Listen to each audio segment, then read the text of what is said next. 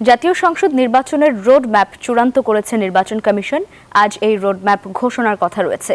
EC সূত্রে জানা গেছে ৩০০ আসনের সীমানা চূড়ান্ত করে ১৫ সেপ্টেম্বর গেজেট প্রকাশ করবে ইসি। আর সেপ্টেম্বরের শেষ সপ্তাহে বিভিন্ন রাজনৈতিক দল ও অংশীজনদের সাথে সংলাপে বসবে বলে জানিয়েছে ইসি। ইসির কর্মকর্তারা জানান, রোডম্যাপে নির্বাচনের প্রস্তুতিমূলক কাজগুলো কখন কোনটি শেষ হবে তা উল্লেখ রয়েছে। ওই সময়সূচি ধরেই নির্বাচনের প্রস্তুতিমূলক কাজ শেষ করবে ইসির সংশ্লিষ্ট কর্মকর্তারা।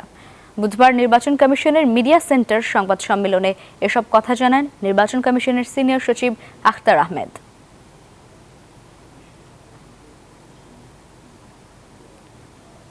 একেবারে রোডম্যাপই ঘোষণা করবে নির্বাচন কমিশন, এই কথা গতকাল নির্বাচন কমিশন সচিব জানাননি। তিনি বলেছেন রোডম্যাপের বিষয়ে অনেক ধরনের তথ্য তারা আজকে আসলে দেবে, সেজন্য অপেক্ষা করতে বলেছে। তবে কিছুক্ষণের মধ্যেই হয়তোবা তিনি কথা বলতে পারেন, কারণ তিনি বলেছেন যে 12টার পরে কথা বলবে। তো আমরা ধারণা করছি হয়তোবা কিছুক্ষণের মধ্যে তিনি কথা বলতে পারেন।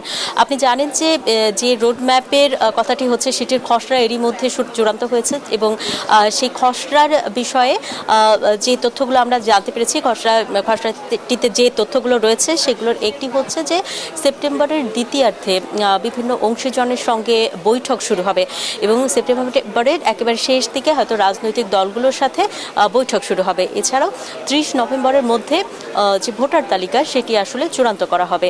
আর আপনি জানেন যে রোডম্যাপের মধ্যে যে তথ্যগুলো থাকে বা যে টাইমলাইনগুলো থাকে, যে কোন সময়ের মধ্যে কোনটি শুরু হবে এবং কোন সময়ের মধ্যে কোনটি শেষ হবে, সেগুলোর মধ্যে রয়েছে যে কবে নাগাদ আসলে মুদ্রণে যাবে, যে ব্যালট পেপারগুলো রয়েছে সেগুলো কবে নাগাদ সব কিছু কেনাকাটা শেষ হয়ে যাবে, অর্থাৎ ব্যালট পেপার, ব্যালট বাক্স, কালি, বস্তা, বিভিন্ন ধরনের যে নির্বাচনী সরঞ্জাম রয়েছে সেগুলো কবে নাগাদ কেনা শেষ হবে সেটির বিষয়ে এক ধরনের রোডম্যাপ থাকে, অর্থাৎ যে কবে কেনা হবে, কবে নাগাদ সেগুলো পৌঁছানো হবে একেবারে নির্বাচনী কেন্দ্রগুলোতে।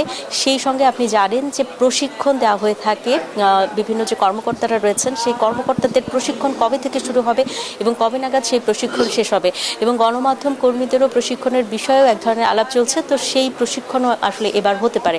এই ছিল আমার কাছে এখান থেকে সর্বশেষ খবর।